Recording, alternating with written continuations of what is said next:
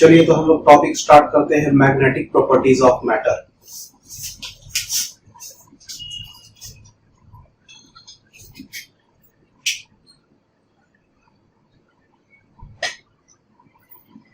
Magnetic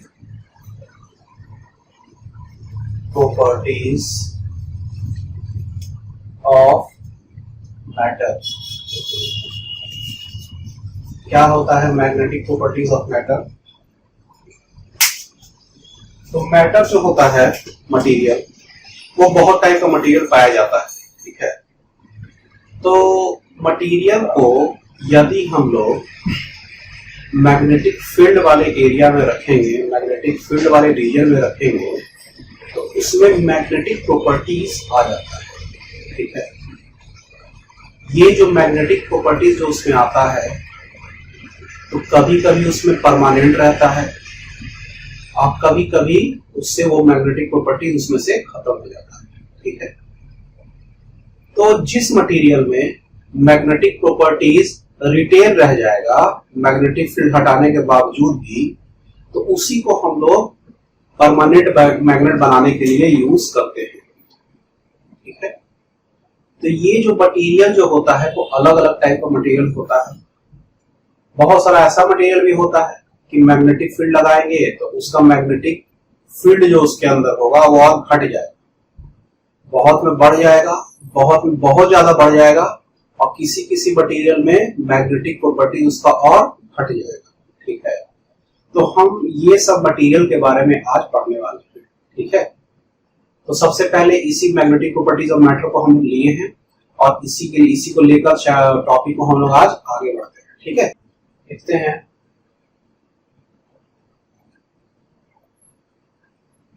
magnetisation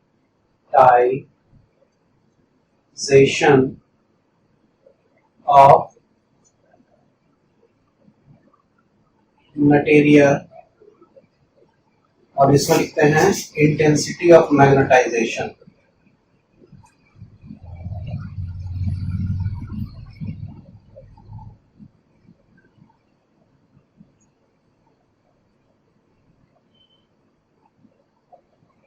ठीक है, चलिए सबसे पहले इस टॉपिक को लिखिए।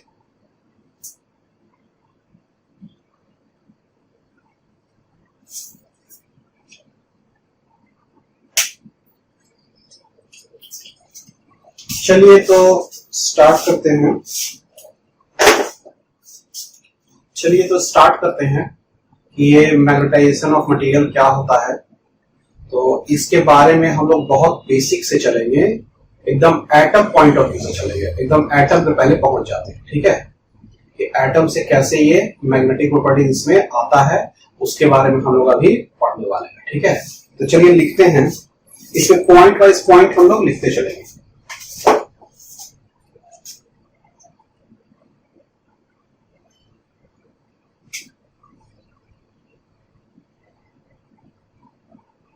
Atom is the smallest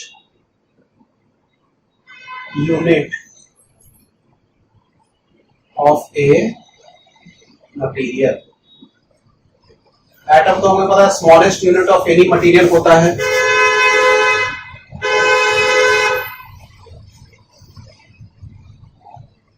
समझ में आ रहा है?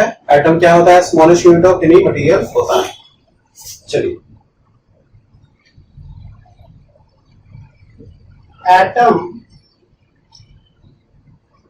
constitute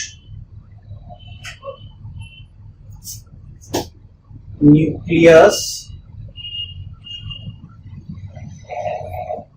and electron revolves around the nucleus, ठीक है। इसमें तो आसान चीजें समझ में आ ही रहा होगा। तो nucleus contains positive charge and electron is negatively charged. Nucleus क्या है? पॉजिटिवली चार्ज है, और इलेक्ट्रॉन क्या है? नेगेटिवली चार्ज है। अच्छा, ये जो न्यूक्लियस में जो एटम में जो न्यूक्लियस है जो पॉजिटिव चार्ज है, उसको अभी के लिए मान रहे हैं केस के लिए कि वो अभी रुका हुआ है, ठीक है, यानी कि वो वाइब्रेट नहीं कर रहा है। रियल में वो न्यूक्लियस भी वाइब्रेट करता है, ठीक है, लेकिन अभी के लिए केस नहीं ले रहे हैं। अभी के लिए केस ऐसा मान रहे हैं कि मान लीजिए कि अभी न्यूक्लियस जो आपका है वो क्या है? स्टेशनरी पोजीशन में है, ठीक है। तो चलिए, तो न्यूक्लियस अभी स्टेशनरी पोजीशन में है और न्यूक्लियस क्या है? सेंटर में है, ठीक है। न्यूक्लियस सेंटर में हो गया, इलेक्ट्रॉन उसके चारों तरफ चक्कर लगा रहा है, और इलेक्ट्रॉन जो है वो नेगेटिवली चार्ज है और वही चक्कर लगा रहा है उसके चारों तरफ, ठीक है। तो इसमें हम लिखते हैं as electron is negatively charge, electron चूंकि नेगेटिवली चार्ज है and is revolving around the nucleus, it means there is a current loop, ठीक है। इसका मतलब क्या हुआ? करंट लूप है आपका। करंट लूप जो वायर होता था जिसमें करंट जाता था, तो वो उसी टाइप का चीज हो गया। इसमें भी चार्ज गोल गोल घूम रहा था, इसमें भी करंट आपका आ गया, ठीक है। तो ये भी एक तरह का करंट लूप जैसा ही है, करंट लूप नहीं है, लूप जैसा है, ठीक है। तो जब करंट लूप जैसा है तो इसका एक मैग्नेटिक डाइपोल मोमेंट होगा, ठीक है। और जब मैग्नेटिक डाइपोल मोमेंट होगा तो उसका मैग्नेटिक मोमेंट का वैल्यू भी होगा, ठीक है। तो उसको हम लोग लिखते हैं so current loop give rise to magnetic dipole moment. Magnetic dipole moment देगा वो करंट लूप जो आपका है, and there will be a magnetic moment associated with each electron, magnetic moment हर एक इलेक्ट्रॉन के साथ एसोसिएटेड हो जाएगा, एक मैग्नेटिक मोमेंट उसके साथ हो जाएगा, ठीक है। बात समझ में आ रहा है कि हम लोग यहाँ पे क्या लिए हैं? करंट तो क्या बना रहा है? एक मैग्नेटिक डाइपोल मोमेंट बना रहा है, और मैग्नेटिक डाइपोल मोमेंट तो क्या होगा? डाइपोल मोमेंट का एक वैल्यू होगा, मैग्नेटिक मोमेंट का एक वैल्यू होगा, ठीक है। चलिए, अभी केस क्या समझ रहे हैं ऐसा कि अभी न्यूक्लियस अभी क्या है? स्टेशनरी है, ठीक है। उसका भी केस अभी लेने ही वाले हैं नीचे में।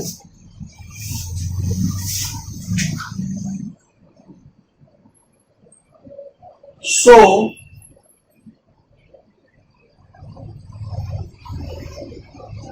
इसमें लिखते हैं also electron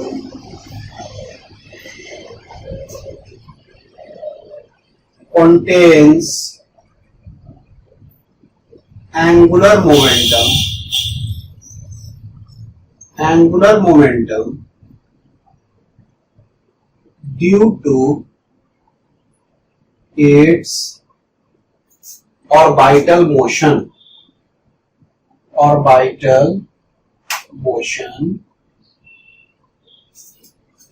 in the orbit। कह रहे हैं हम कि करंट के कारण तो एक मैग्नेटिक मोमेंट होगा ही, एक वो इसका एंगुलर मोमेंटम भी होगा। कोई भी चीज सर्किल में घूमता है तो उसका एक एंगुलर मोमेंटम भी होता है, ठीक है। अच्छा,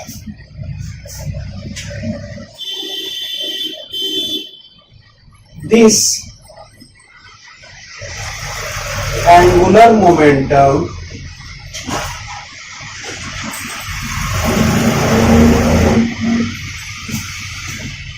sometimes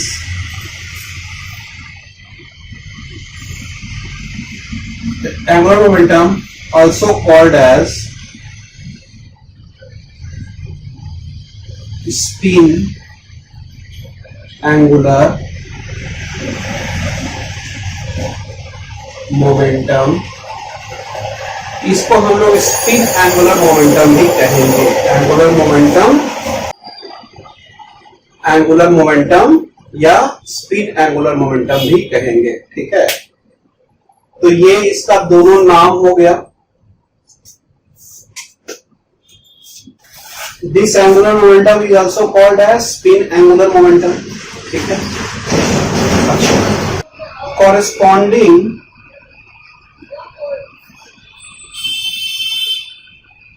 to this spin there is another magnetic moment found in electrons।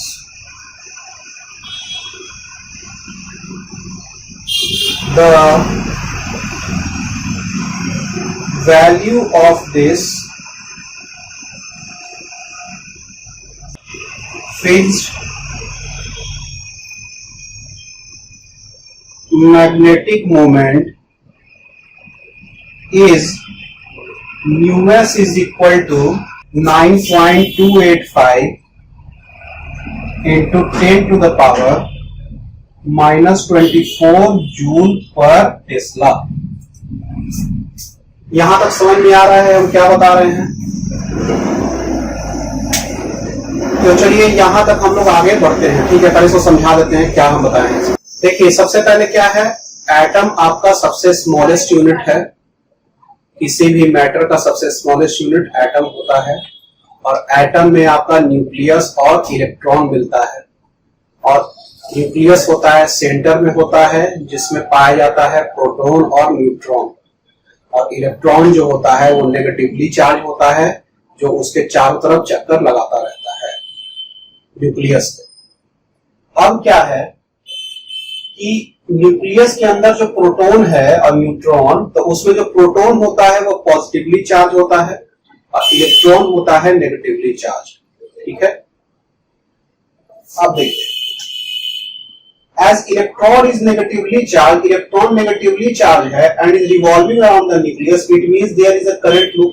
इसका मतलब उसके अंदर क्या है, करंट लूप है, क्योंकि इलेक्ट्रॉन गोल गोल घूम रहा है तो चार्ज भी घूम रहा है, और चार्ज का घूमना मतलब करंट फ्लो होना।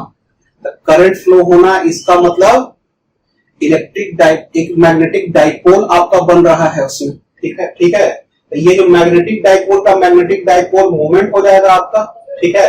यानी कि हर एक इलेक्ट्रॉन के साथ आपका एक मैग्नेटिक डाइपोल मोमेंट एसोसिएटेड हो जाएगा, ठीक है। यहां तक बात समझ में आ रहा है? अब देखिए, अच्छा, इलेक्ट्रॉन जो होता है उसका अपना एंगुलर मोमेंटम भी होता है, ठीक है। वो गोल गोल घूम रहा है, कोई भी गोल गोल चीज घूमने वाला वो एंगुलर मोमेंटम भी बनाता है। अच्छा, ये जो एंगुलर मोमेंटम को हम लोग स्पिन एंगुलर मोमेंटम भी कहते हैं। अच्छा, ये स्पिन एंगुलर मोमेंटम है, यानी कि उसका जो मोशन स्पिन हो रहा है वो भी एक मैग्नेटिक फील्ड को जन्म देता है, मैग्नेटिक फील्ड को जन्म देता है। इसका एक मैग्नेटिक मोमेंट होगा, और वो जो मैग्नेटिक मोमेंट का जो वैल्यू होता है वो होता है 9.285 into 10 to the power -24 joule पर टेस्ला। ये बात समझ में आया? ये जो मैग्नेटिक मोमेंट है ये स्पिन के कारण उसका है, स्पिन मोशन के कारण। ठीक है, आपका जो नेट मैग्नेटिक मोमेंट जो होगा इलेक्ट्रॉन का वो ये भी होगा, और प्लस जो करंट के कारण, करंट लूप के कारण जो मैग्नेटिक मोमेंट बन रहा है वो भी होगा। यानी कि जो नेट मैग्नेटिक मोमेंट दो ठो मैग्नेटिक मोमेंट को जोड़कर बनेगा। ठीक है, चलिए इसको यहां तक उतारिए, उसको मिटाते हैं।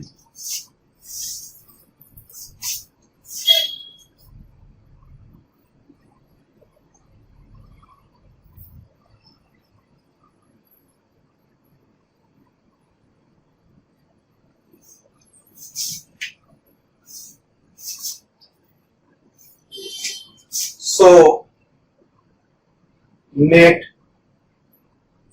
magnetic moment of electron is greater, always greater लिख देते हैं, always greater than the value of US। इसका जो वैल्यू क्या होगा, हमेशा ग्रेटर देन यूएस होगा।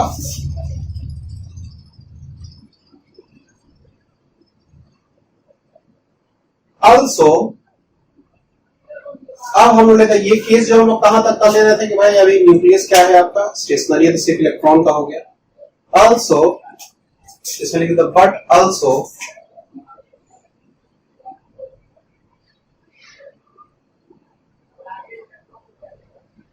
the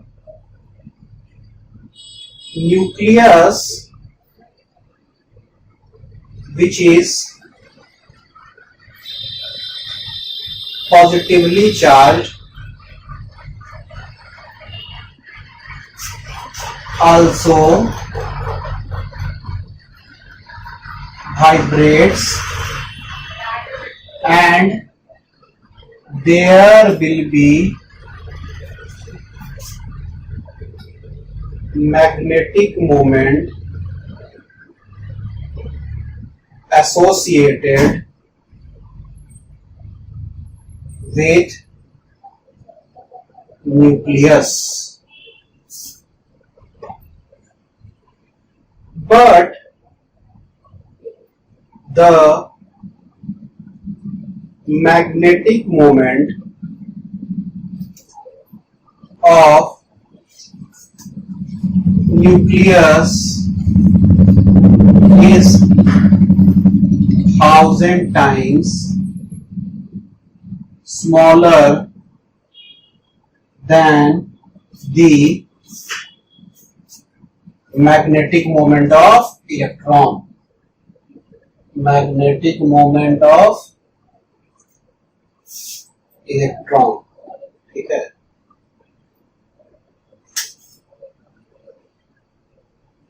but the net magnetic moment of atom is the sum of magnetic moment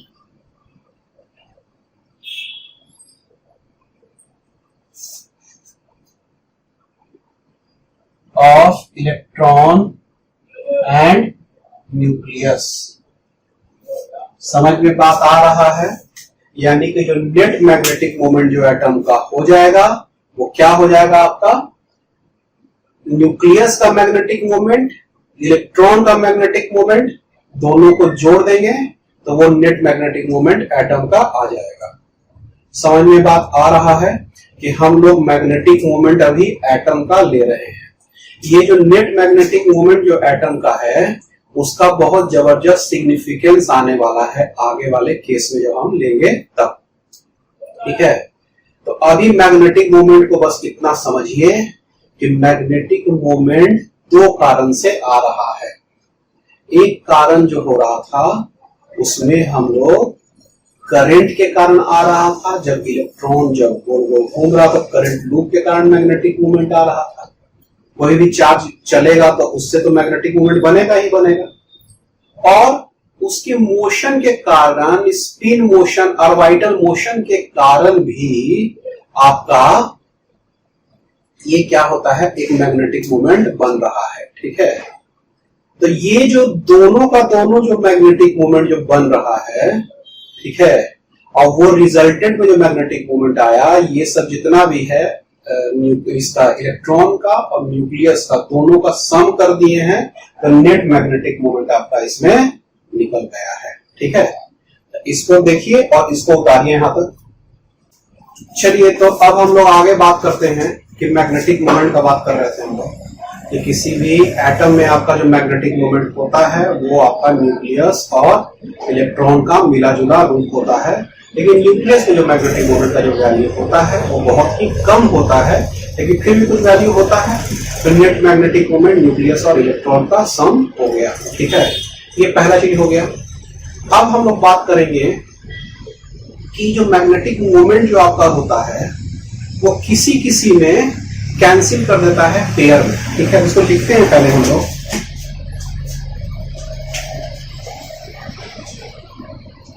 तो magnetic moment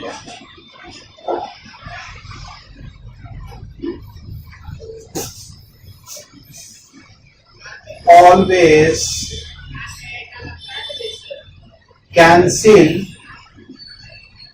in pairs if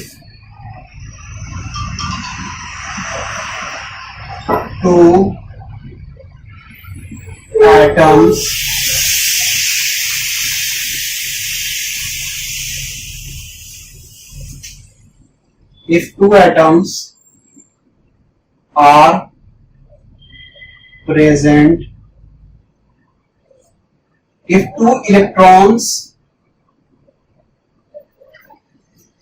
the magnetic moment of electrons लिख लीजिए, always cancel in pair if two electrons are present at same place as like helium atom। ठीक है, helium atom में आपका 2 electron होता है। तो ये जो क्या होता है कि इलेक्ट्रॉन का जो मैग्नेटिक मोमेंट जो होता है वो 2 रहेगा, तो आपस में क्या करेगा, उसको कैंसिल कर देगा। ठीक है, कैंसिल करने का मतलब समझ रहे हैं क्या होगा कि 2 इलेक्ट्रॉन रहने का मतलब एक का मैग्नेटिक मोमेंट का ओरिएंटेशन अलग, एक का एंगुलर मोमेंटम का, एक का आपका ओरिएंटेशन अलग। तो ये जो दोनों जो मैग्नेटिक मोमेंट का जब सम करेंगे, वेक्टर सम, तो ये नेट मैग्नेटिक मोमेंट 2 इलेक्ट्रॉन का क्या हो जाएगा, 0 ज्यादातर में। ठीक है, सब में नहीं, ज्यादातर में। ठीक है, चलिए इसको लिखते हैं।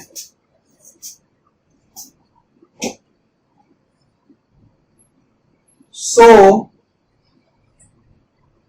Net magnetic moment in many material is so vector sum यहां लिख दीजिए, नेट के जगह पे वेक्टर सम लिख सकते हैं। Vector sum of magnetic moment in some many material is adds up to 0 value. ठीक है, इसीलिए नेट मैग्नेटिक मोमेंट का इसका वैल्यू क्या हो जाता है, 0 हो जाता है। ठीक है, बट इन सम मटेरियल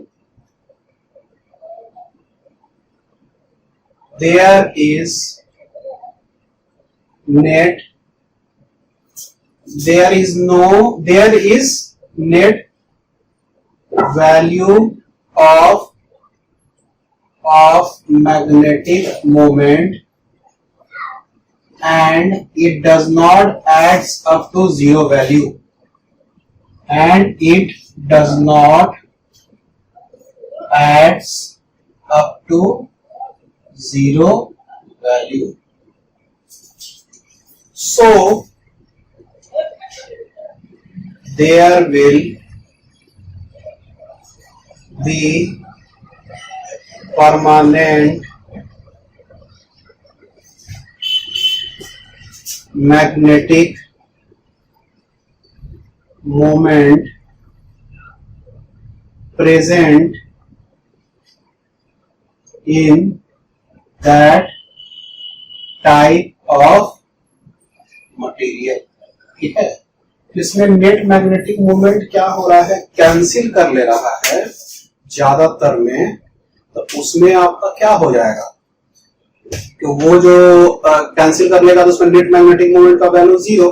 लेकिन सभी मटेरियल में ऐसा नहीं होता है, कुछ मटेरियल क्या होता है उसमें मैग्नेटिक मोमेंट रहता है और उस मटेरियल को हम लोग क्या करते हैं, नेट मैग्नेटिक मोमेंट का उसमें वैल्यू पाया जाएगा। ठीक है, और ये जो नेट मैग्नेटिक मोमेंट जो वैल्यू जो पाया जाएगा उसमें हमको उसी का यूज करना है।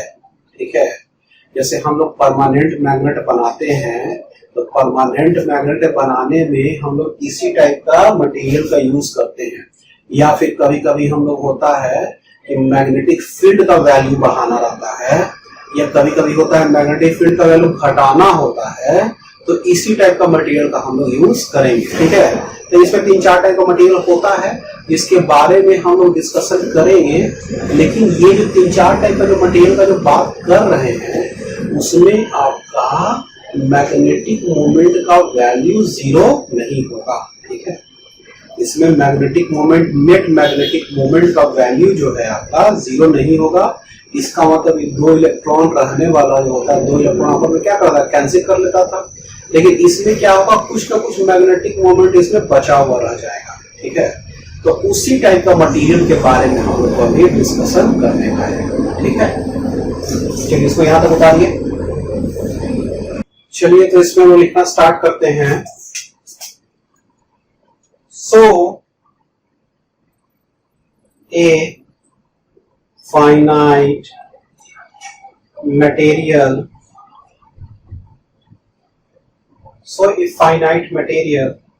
नहीं, इसमें अगला हम लोग टॉपिक लिखते हैं, इसको हम लोग मिटा देते हैं। ठीक है,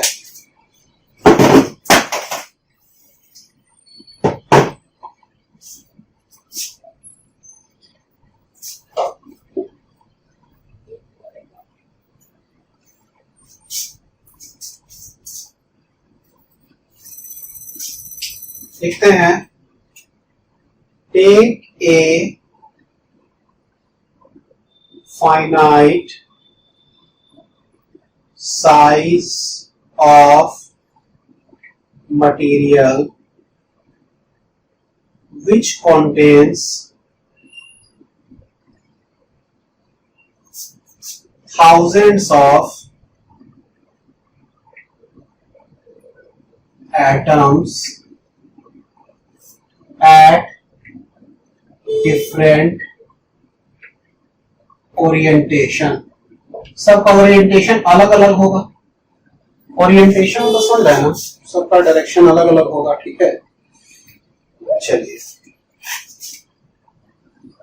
एटम का डायरेक्शन समझ में आ रहा है कि एटम का डायरेक्शन मतलब क्या बोल रहे हैं। तो एटम का डायरेक्शन आप वो इलेक्ट्रोस्टैटिक का चैप्टर पढ़ाया था डाइलेक्ट्रिक्स, वहां से पढ़िएगा तो आप लोग को इसका कॉन्सेप्ट समझ में आएगा कि एटम्स का ओरिएंटेशन क्या होता है। तो एटम्स का ओरिएंटेशन मतलब कहने का मतलब क्या हुआ कि एटम्स जो है आपका, जैसे मान लीजिए कि सिंगल एटम वाला आपका कोई भी मटेरियल है, तो वो जो मटेरियल जो होगा उसका जो होगा डाइपोल नहीं होगा। ठीक है, डाइपोल होता है ऐसा मटेरियल का जो एक से अधिक एटम का बना हुआ होता है, एक से अधिक अलग टाइप के एटम से बना हुआ होता है तब। ठीक है, तो उससे क्या होता है कि उसमें एक ओरिएंटेशन टाइप का उसमें नेचर आ जाता है एटम, ठीक है। तो वो ओरिएंटेशन का जो वही जो ओरिएंटेशन है उसी के बारे में हम लोग बोल रहे हैं, ठीक है। ओरिएंटेशन मतलब एटम का, ओरिएंटेशन मतलब एटम का कि आपका उसका जो है वो दो या दो से अधिक अलग टाइप के एटम से बना हुआ है, और उसका जो आपका जो सेंटर है वो अलाइन नहीं है, ठीक है। तो जब सेंटर अलाइन नहीं होता है, जब सेंटर सेम नहीं होता है, तब क्या होता है उसमें ओरिएंटेशन का प्रॉपर्टी आ जाता है, वो एक तरह का डाइपोल टाइप का बन जाता है, वो ऐसा टाइप का मैटर जिसमें एक से अधिक एटम का जो मटेरियल बना हुआ होता है, तो उसमें एक ओरिएंटेशन का प्रॉपर्टी आ जाता है। ओरिएंटेशन मतलब क्या हुआ, तो जैसे मान लीजिए कि एक डंबल है, डंबल जैसा समझिए ओरिएंटेशन। डंबल में क्या है, एक पॉजिटिवली चार्ज है, एक नेगेटिवली चार्ज है, ठीक है। तो इसको करेंगे तो ये क्या करेगा, घूमने लगेगा गोल गोल, ठीक है। तो इसमें ओरिएंटेशन आपका आ जाएगा, ठीक है। तो इसी टाइप का समझिए कि इसमें एक ओरिएंटेशन का प्रॉपर्टीज एटम में होता है, ठीक है। चलिए आगे बढ़ते हैं। This finite size of atom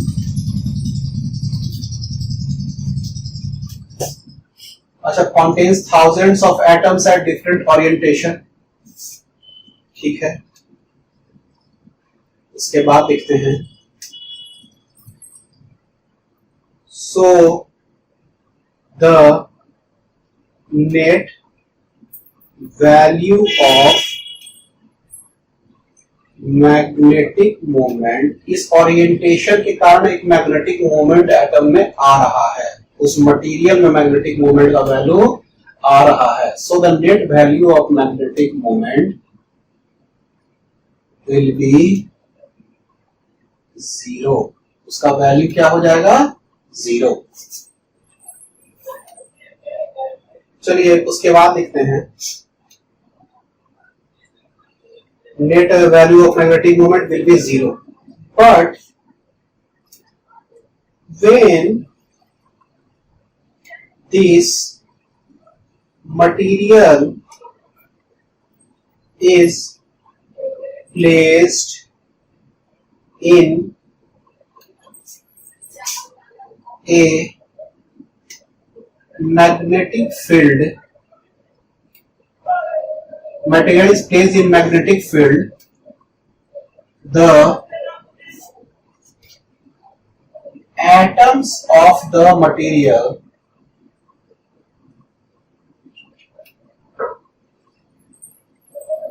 starts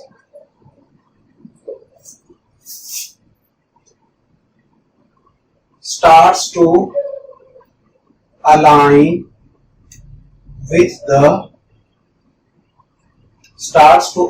with the magnetic field. तो जैसे ही मैग्नेटिक फील्ड हम लोग लगाते हैं उस मटेरियल में, तो एटम जो मटेरियल का होता है वो मैग्नेटिक फील्ड के अलोंग अलाइन होने लगता है। So the net magnetic moment starts forming on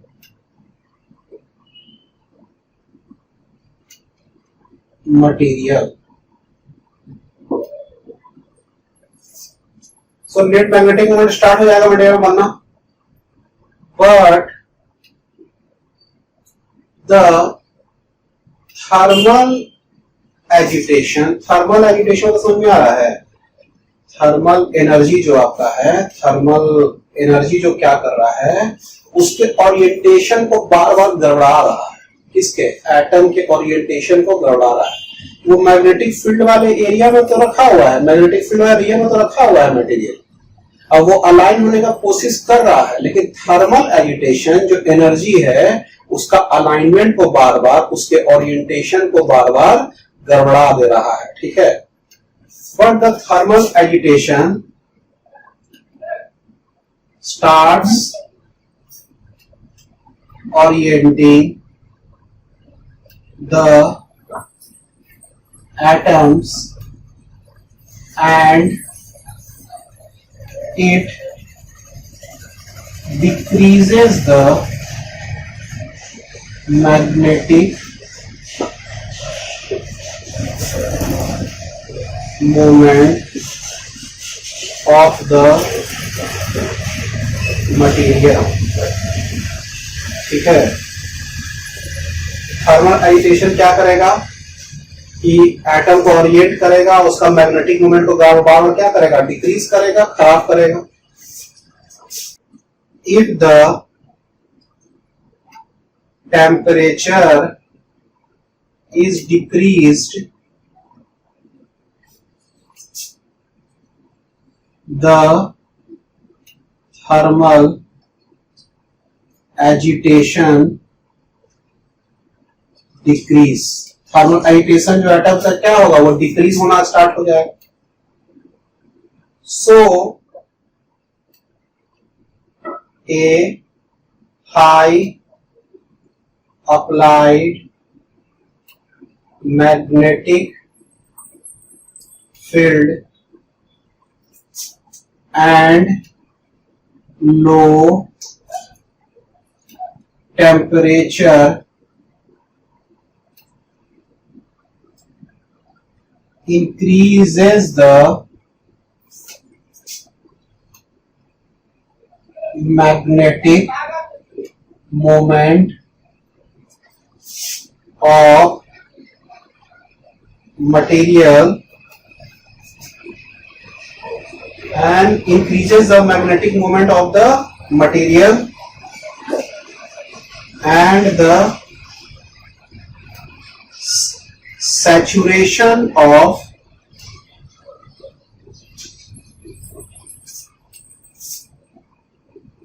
magnetization of material happens, ठीक है। ये बात यहां तक समझ में आया कि हम लोग क्या कर रहे हैं कि मटेरियल फाइनाइट साइज का ले रहे हैं जिसमें थाउजेंड्स ऑफ एटम्स है, डिफरेंट ओरिएंटेशन आपका है। Net value of magnetic moment का वैल्यू 0, ठीक है। लेकिन when the material stage in a magnetic field the atoms of the material start to align with the magnetic field. The atom of the material क्या हो जाएगा, magnetic field के accordingly align होना start हो जाएगा। Net magnetic moment start forming on material, ठीक है। तो मटेरियल में क्या होगा, नेट मैग्नेटिक मोमेंट बनना स्टार्ट हो जाएगा। लेकिन थर्मल एजिटेशन क्या करेगा, उसका ओरिएंटेशन को गड़बड़ाएगा एटम का और उसका नेट मैग्नेटिक मोमेंट का वैल्यू को घटाते चलेगा, ठीक है। तो उसके लिए यदि टेम्परेचर को डिक्रीज कर देंगे तो थर्मल एजिटेशन भी डिक्रीज हो जाएगा, ठीक है। तो इसीलिए so a high applied magnetic field, magnetic field जो अप्लाई कर रहे हैं उसको वैल्यू हाई होना चाहिए और टेम्परेचर भी लो होना चाहिए। और वो क्या करेगा, मैग्नेटिक मोमेंट का वैल्यू को क्या करेगा, इंक्रीज करेगा और मैग्नेटाइजेशन ऑफ मटेरियल का जो सैचुरेशन हो जाएगा, यानी कि उससे ज्यादा वो मटेरियल मैग्नेटाइज नहीं हो सकता है। ये कब अचीव होगा, जब हाई मैग्नेटिक फील्ड लगाएंगे और टेम्परेचर भी लो रखेंगे, तभी ऐसा संभव होगा। चलिए इसको उतारिए यहां तक। इसमें लिखते हैं when the atoms or atomic dipoles are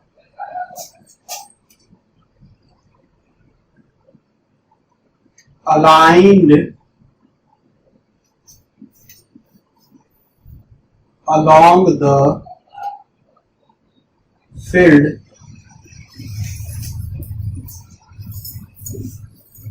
then there is a vector I called as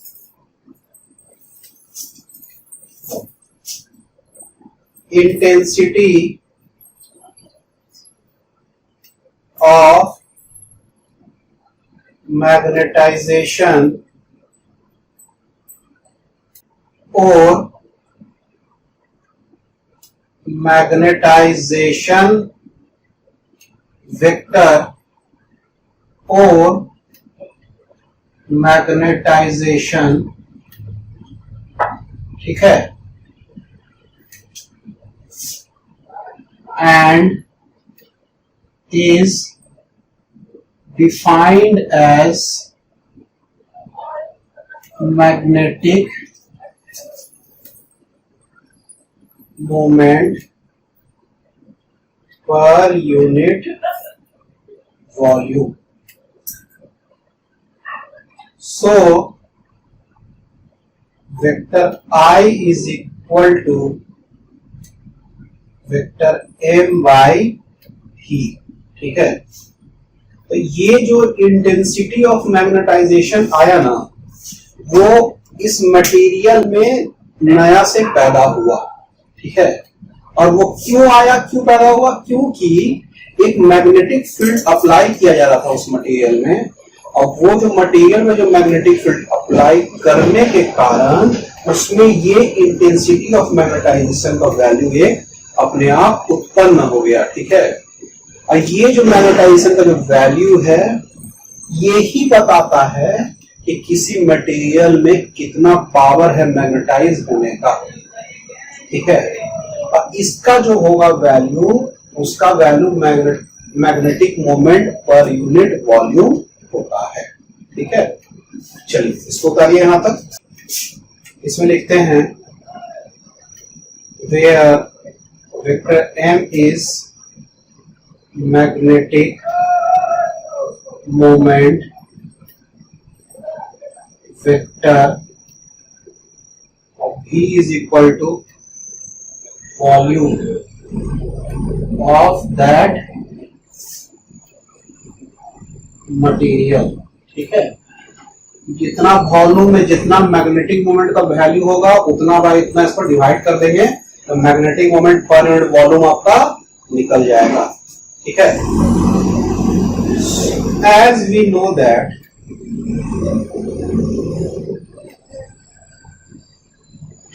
unit of magnetic moment is ampere meter square, ampere meter square. So unit of intensity of magnetization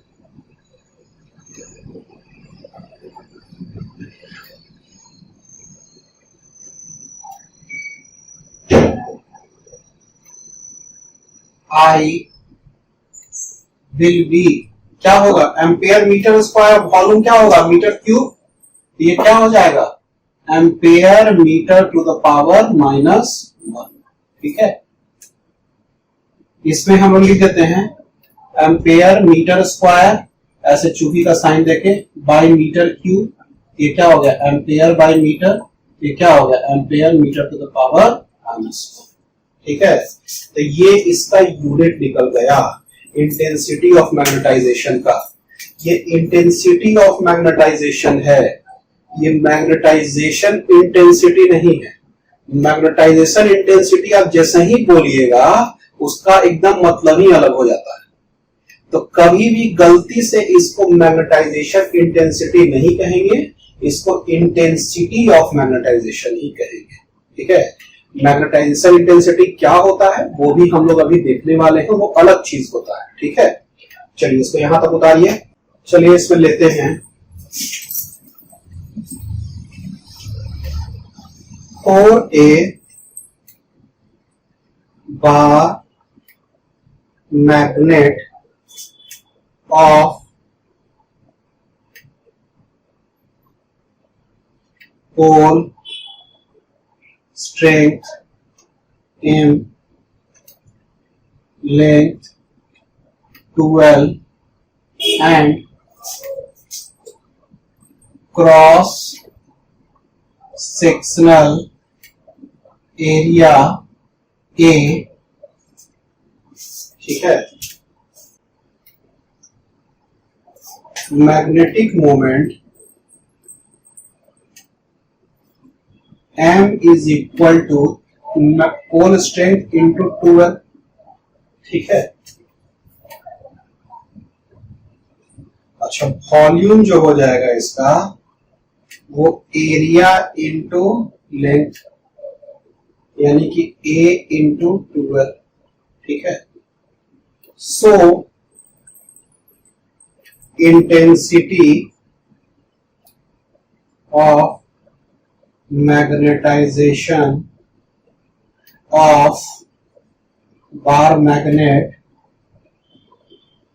I is equal to M by V, यानी M into 12 by A into 12, ये M by A।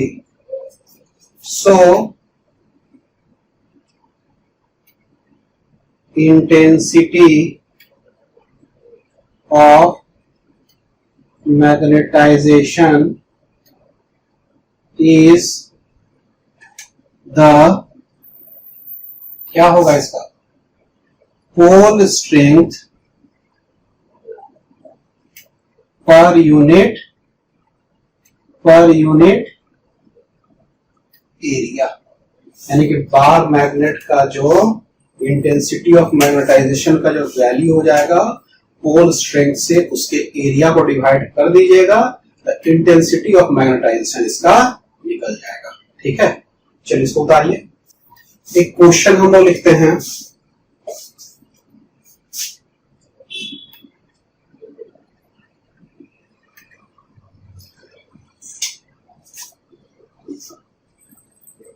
a bar magnet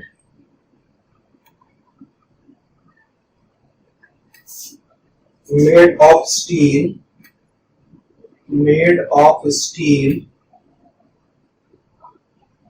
has a magnetic moment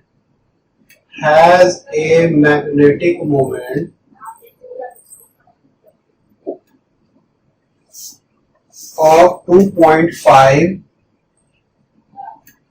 ampere metre square. Magnetic moment हमेशा ampere metre square के form में होता है।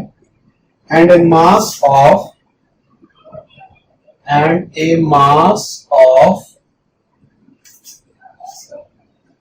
6.6 into 10 to the power -3 kilogram. Full stop. If the density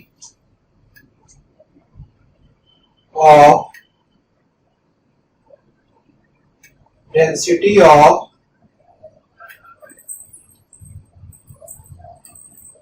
steel is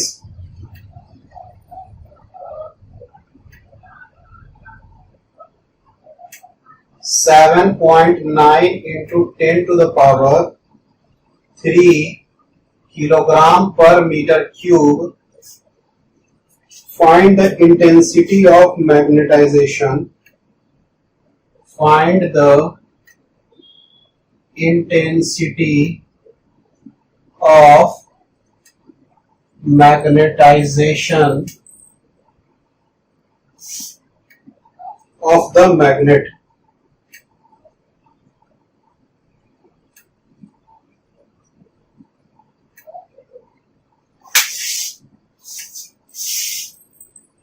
चलिए इसको बनाया जाए। तो इसमें क्या करते हैं हम लोग क्या है, इंटेंसिटी ऑफ मैग्नेटाइजेशन निकालना है ना। इंटेंसिटी ऑफ मैग्नेटाइजेशन, आई का जो वैल्यू होगा वो क्या होगा, magnetic moment by volume. Magnetic moment का वैल्यू तो दिया हुआ है, वॉल्यूम का वैल्यू नहीं दिया हुआ है। For volume density is equal to mass by volume, तो volume is equal to mass by density. Mass कितना दिया हुआ है 7.9 इंटू 10 टू द पावर 3 और डेंसिटी मास ऊपर दिया हुआ है 6.6 into 10 to the power -3 kilogram और वॉल्यूम कितना दिया हुआ है 7.9 into 10 to the power 3 kilogram per metre cube. ठीक है, चलिए इसका निकाला जाए, कैलकुलेट करते हैं।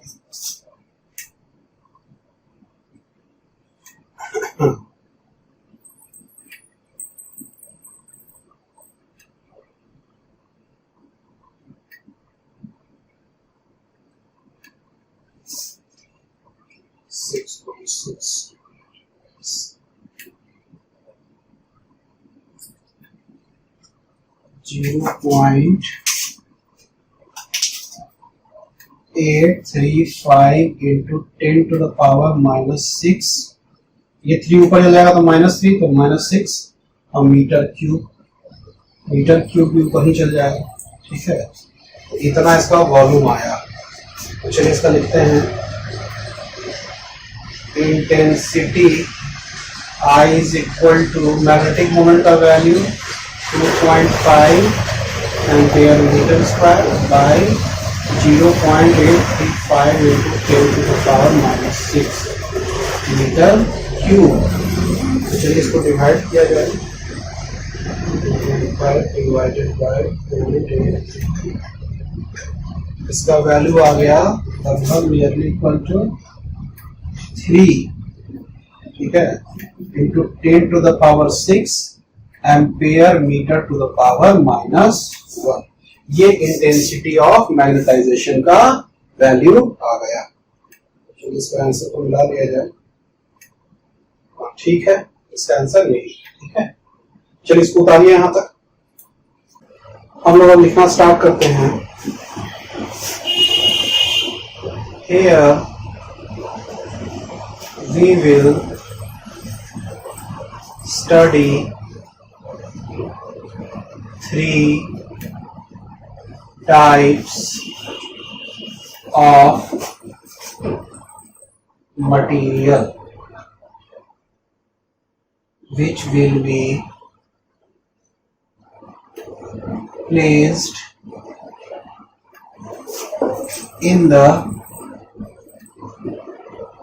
magnetic field and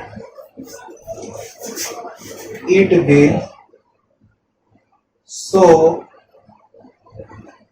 different tendency। अब इसको लिखते हैं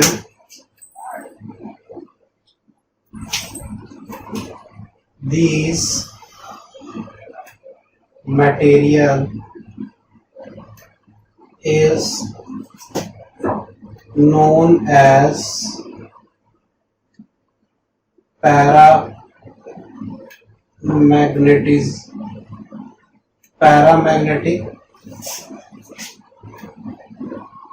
ferromagnetic and diamagnetic मटेरियल। ये 3 टाइप का मटेरियल होता है। ठीक है, चलिए तो हम लोग इस टाइप का मटेरियल के बारे में पढ़ने वाले हैं। ठीक है, ये तीनों मटेरियल के बारे में पढ़ेंगे, क्या होता है, क्या प्रॉपर्टी होता है, ये सब हम लोग जानेंगे यहाँ पे। तो उसके पहले हम लोग कुछ फिगर बनाएंगे। ठीक है, उस फिगर को बनाने के बाद हम लोग इस मटेरियल को ज्यादा अच्छे से समझ पाएंगे। ठीक है, तो चलिए सबसे पहले फिगर बनाया जाए।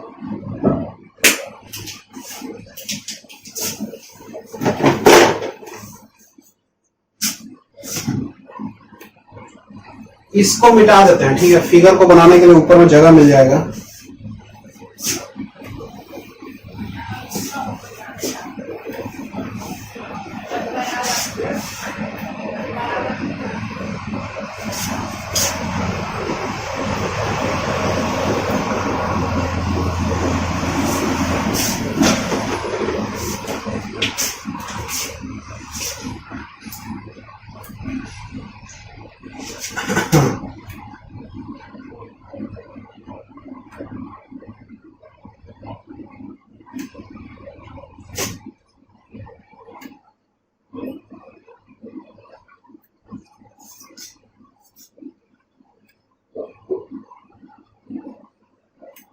ये जो आपका है वो लूप है, करंट का लूप, इसका डायरेक्शन ऐसे, ये एरो आपको दिख रहा होगा, ऐसे जा रहा है।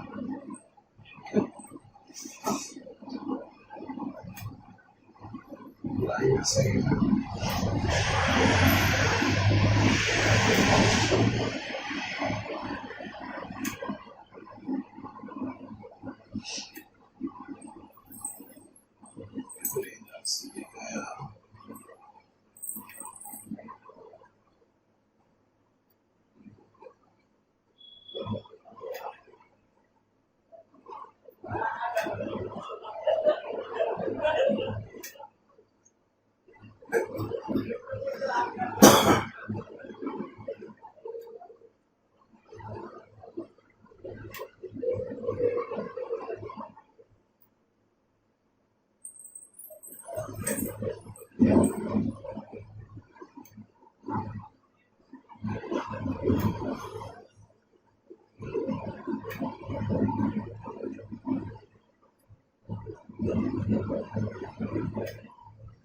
इस टाइप का फिगर हम लोग पहले भी बनाए हैं।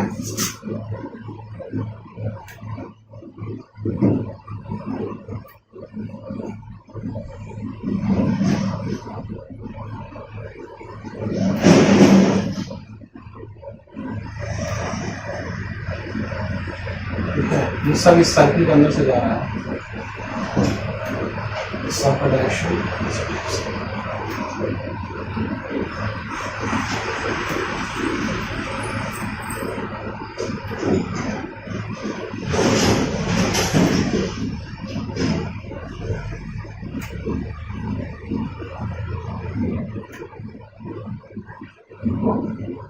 ठीक है, ऐसे आपका मैग्नेटिक फील्ड का डायरेक्शन बन रहा है।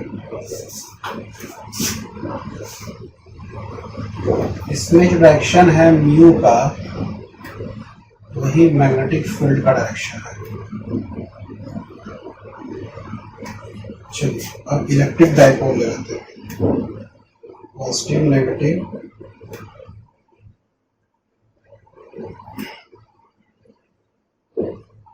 मैग्नेटिक फील्ड लाइंस बना देते हैं इसमें।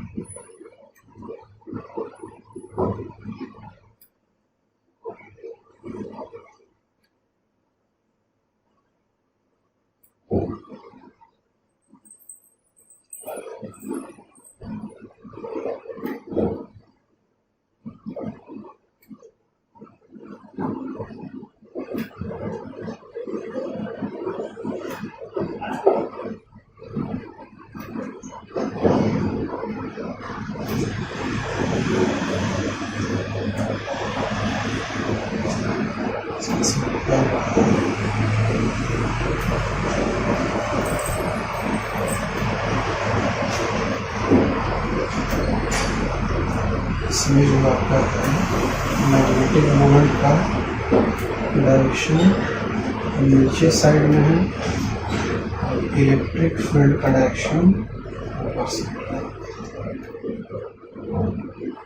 एट सेंटर,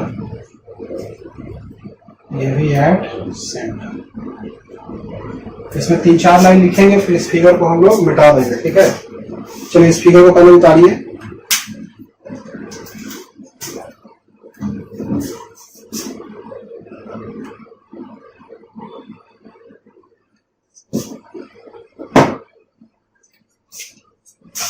देखिए ये मैग्नेटिक फील्ड लाइन का फिगर है और ये इलेक्ट्रिक फील्ड लाइन का।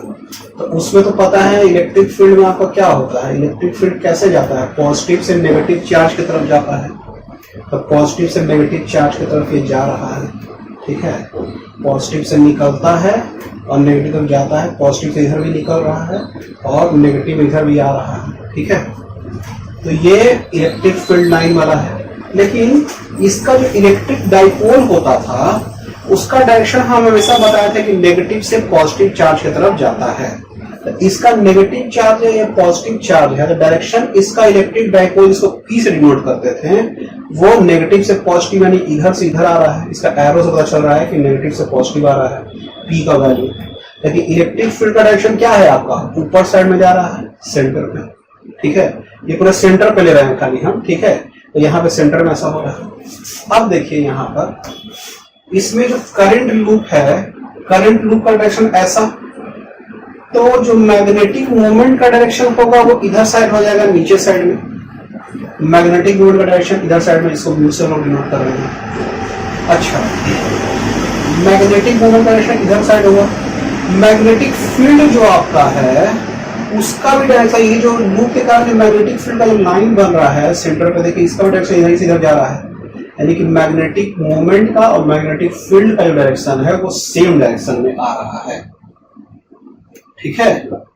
इसमें सेम डायरेक्शन में आ रहा है मैग्नेटिक मोमेंट और मैग्नेटिक फील्ड, और उसमें इलेक्ट्रिक डायपोल इलेक्ट्रिक मोमेंट का डायरेक्शन अलग अलग है, ठीक है। तो इससे हम लोग एक कंक्लूजन पे निकलते हैं। The direction of magnetic moment mu and magnetic field B it's same. उसका डायरेक्शन क्या हो गया आपका? सेम हो गया। Whereas in electric dipole, direction of dipole moment is opposite to the direction of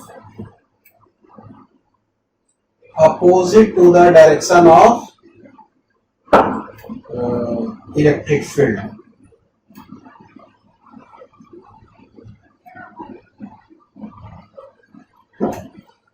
So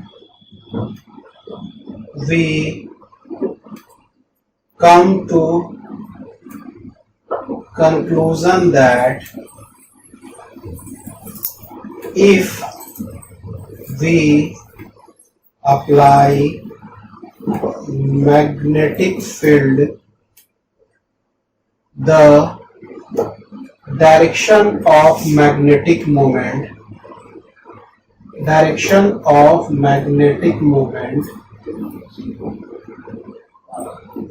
will be in direction of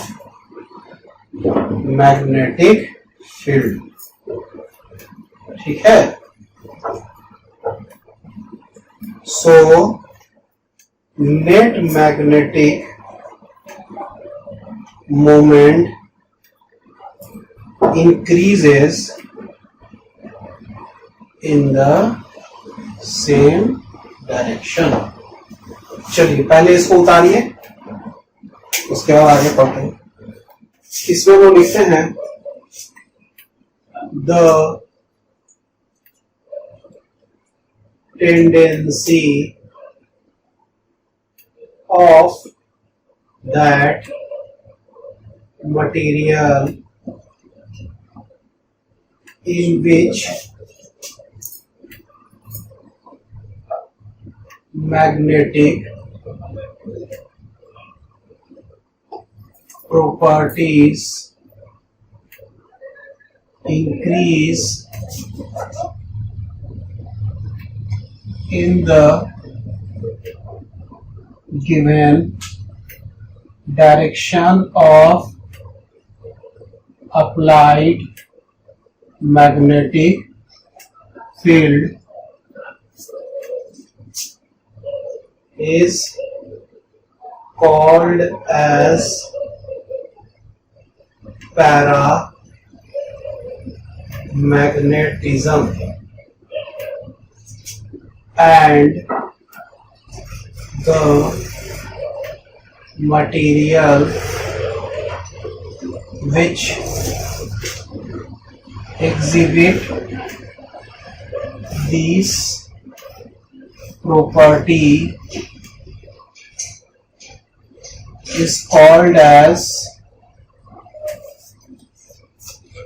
paramagnetic material।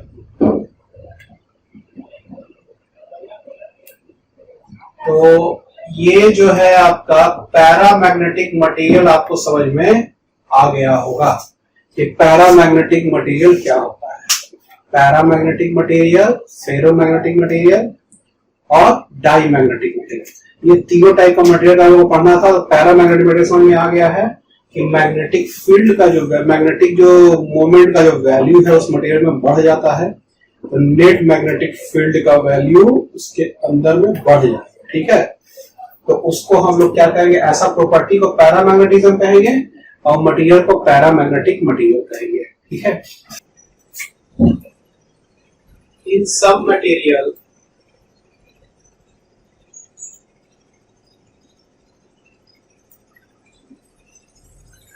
the permanent,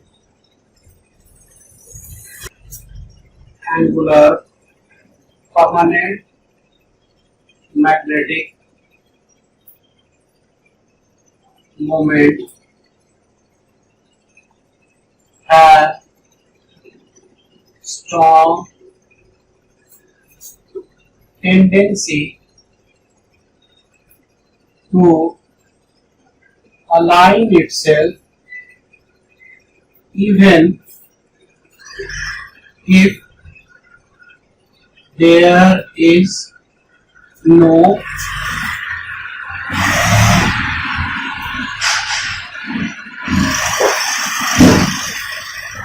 applied magnetic field। ठीक है, no applied magnetic field.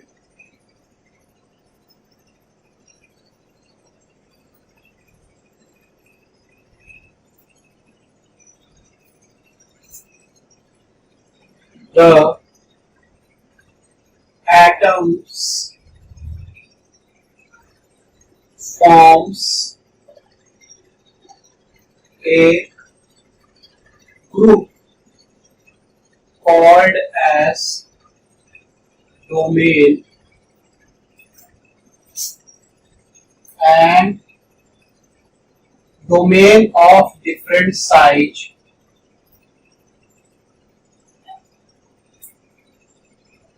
and these domains have certain direction of magnetic moment. These types of material is called as ferromagnetic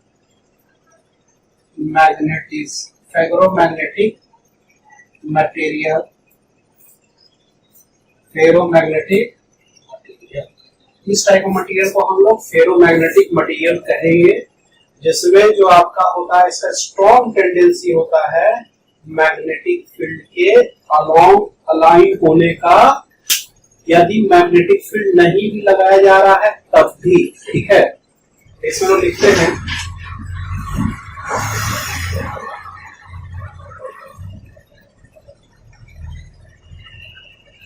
since the domain, इसे लिखते हैं the size of the domain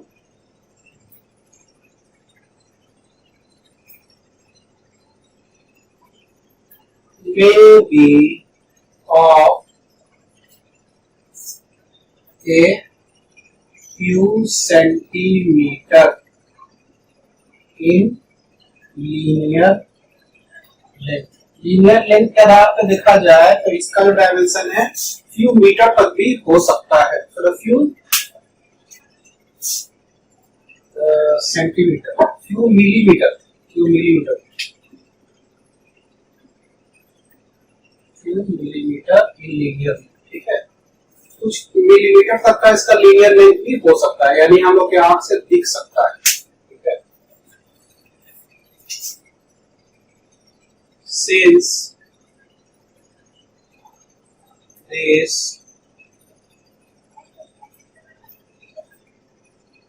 domains have the direction of the domain,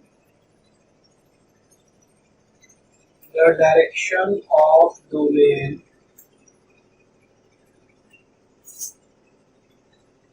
is the collective direction of atomic dipoles present in that domain. ठीक है, चलिए तो domain का हम लोग फिगर बना लेते हैं। इसका फिगर आप लोग बना लीजिएगा सर।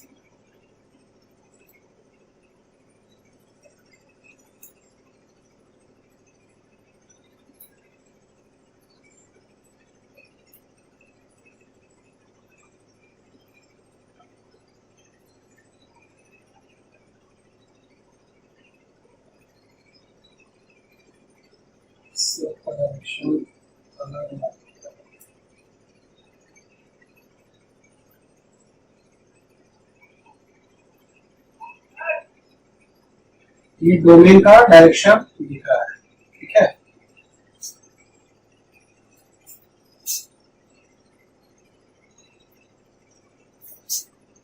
तो जितना भी डोमेन है सबका अलग अलग इसका साइज है और सबका अलग अलग डायरेक्शन है, ठीक है।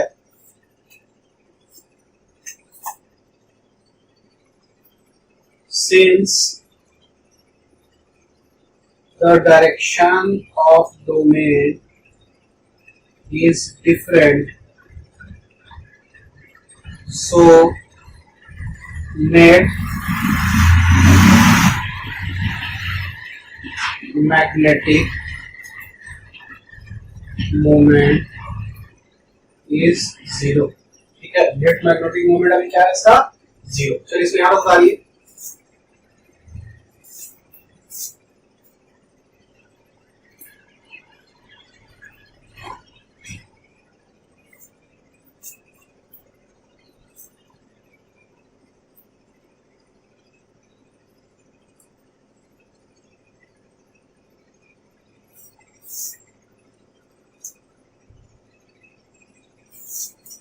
चलिए इसमें आगे लिखते हैं।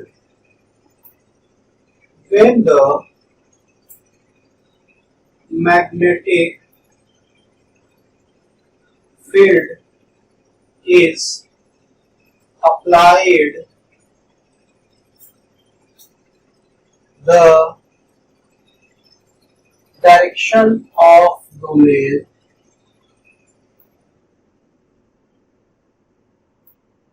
starts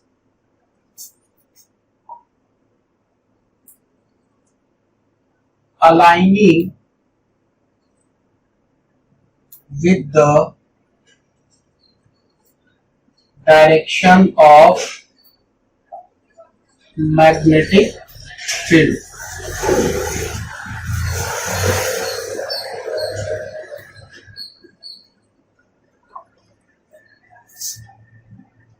Also, the domain have interaction with each other called as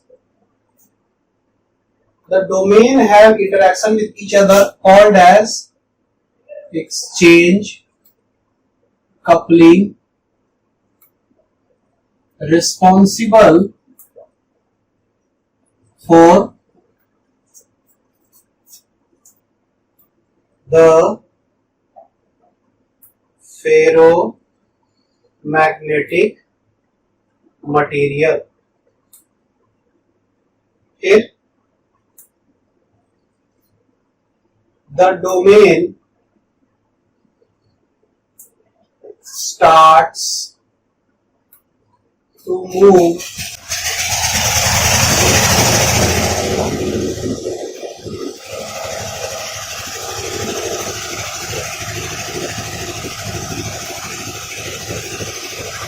fast to each other, and also the size of the domain increase or decrease with the orientation of the domain. ठीक है,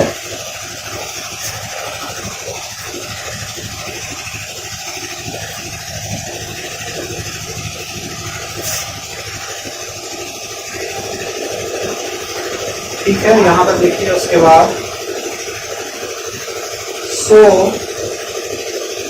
the net magnetic moment increase in the direction of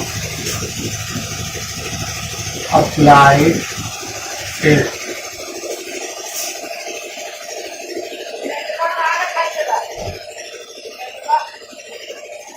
The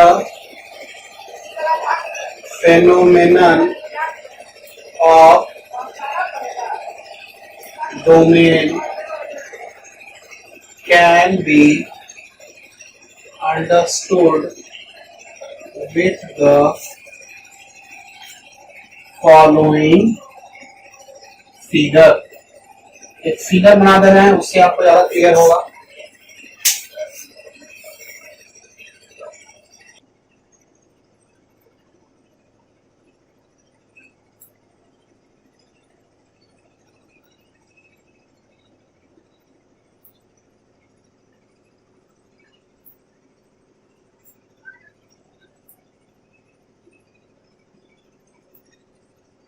हाँ,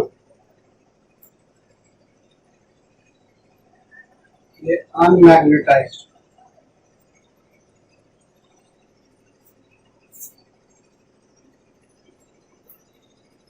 magnetic field B लगाया गया है, तो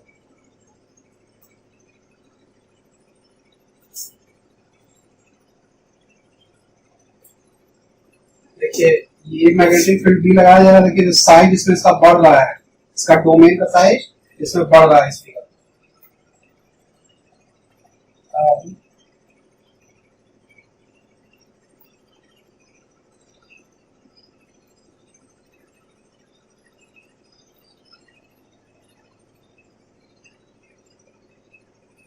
domain alignment, इसमें देखिए domain alignment बढ़ गया है इसमें। ये भी देखिए कैसे ऊपर साइड में है, ये भी ऊपर साइड में है हल्का, ये भी थोड़ा टेढ़ा है कि ऊपर साइड में है, एक तो ये नहीं है। लगभग क्या हो रहा है कि इसका अलाइनमेंट इसका बढ़ गया है। इसमें देखिए डोमेन क्या हो रहा है, ग्रो कर रहा है। चलिए डोमेन, ये अनमैग्नेटाइज, ये डोमेन ग्रोइंग, ये डोमेन अलाइनमेंट, ये तीनों फिगर उतारी तो पहले।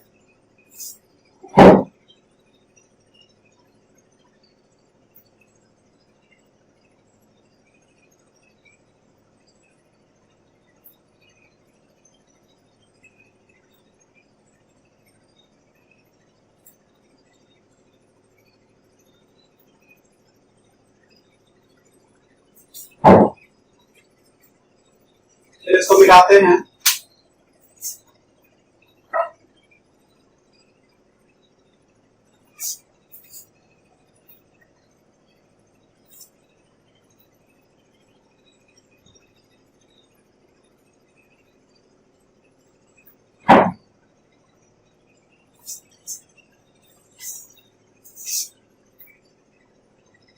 Because of the domain character of ferromagnetic material, the magnetization is very strong in these material and therefore the permanent magnet is made up of such material। ठीक है, चलिए इसको लिखिए। So the resultant magnetic field is very large in ferromagnetic। ठीक है, बताइए। अब लिखते हैं, तो ये फेरोमैग्नेटिक हम लोग समझ गए और हम लोग पैरामैग्नेटिक हम लोग समझ गए थे मटेरियल। अब हम लोग आता है डाईमैग्नेटिक। आप लिखते हैं some materials have no initial magnetic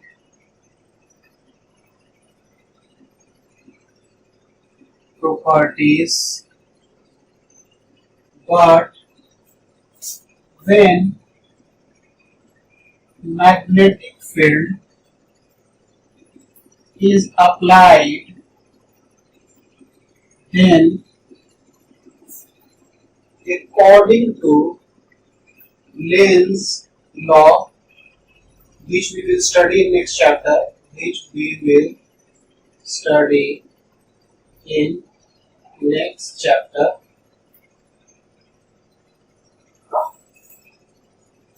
the magnetic property decrease in that material. So net magnetic moment inside the material is smaller than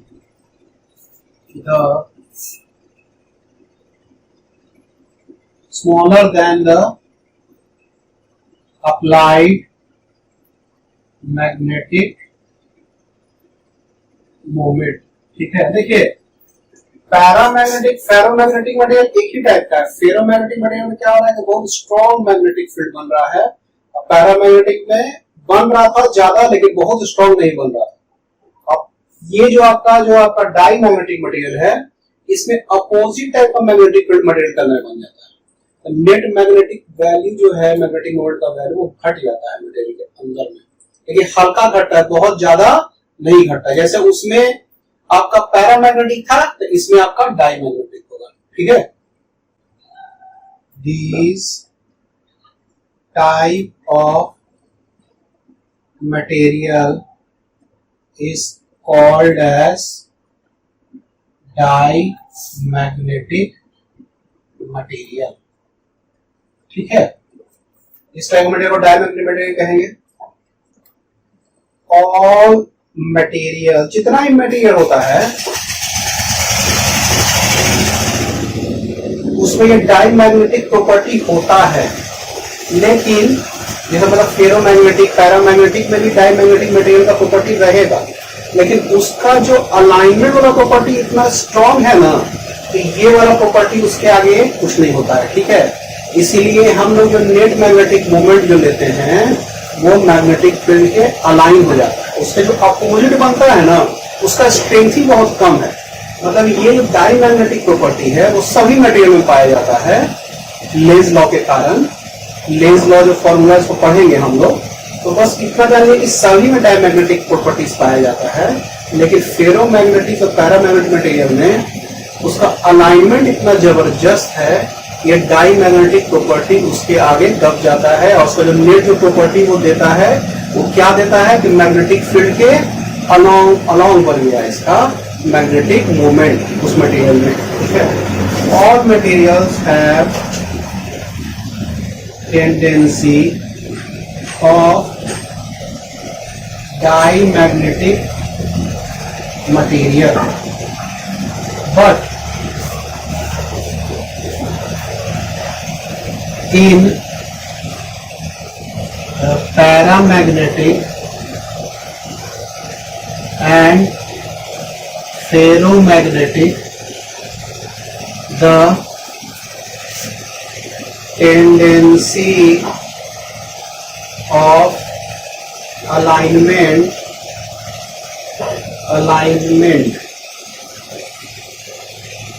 is so strong that it shows that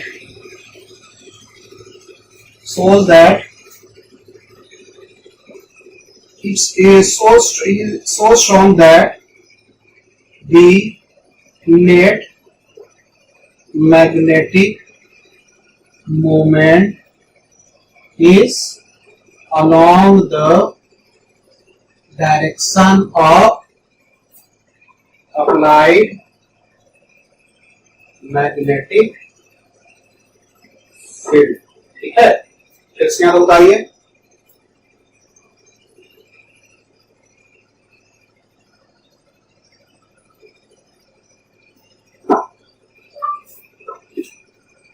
तो इस तरह से हम लोग का पैरामैग्नेटिक, फेरोमैग्नेटिक और diamagnetic material का properties, ठीक है। चलिए सोल्व